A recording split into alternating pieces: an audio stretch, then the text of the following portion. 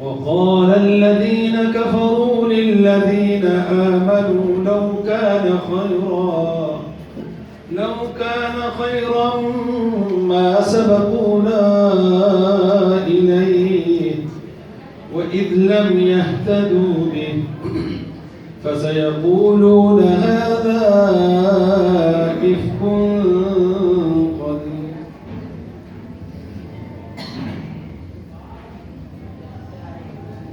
حامين بارہ سورة الأحقاف کا دوسرا کشور ہے.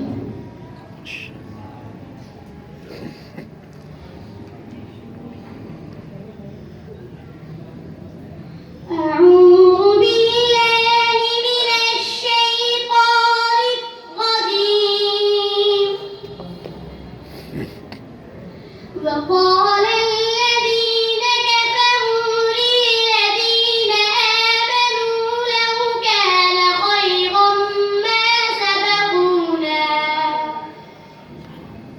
ما سبقونا إليه وإذ لم يهتدوا به فسيقولون هذا إفك قديم. ومن قبله كتاب موسى إماما ورحمة وهذا كتاب مصدق لسانا عربيا لينذر الذين ظلموا وبشرى للمحسنين. إن الذين قالوا ربنا الله ثم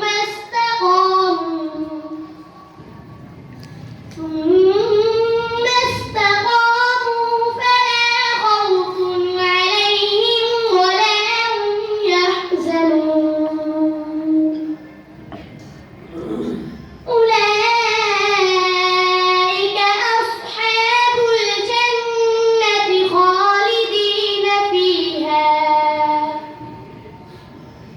جزاء بما كانوا يعملون.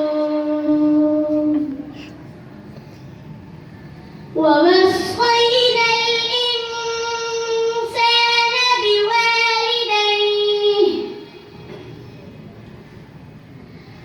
بوالديه حسنا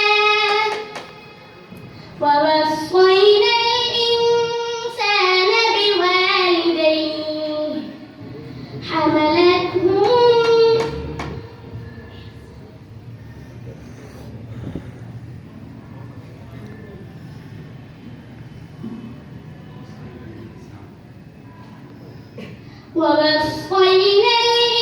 الإنسان بوالديه إحسانا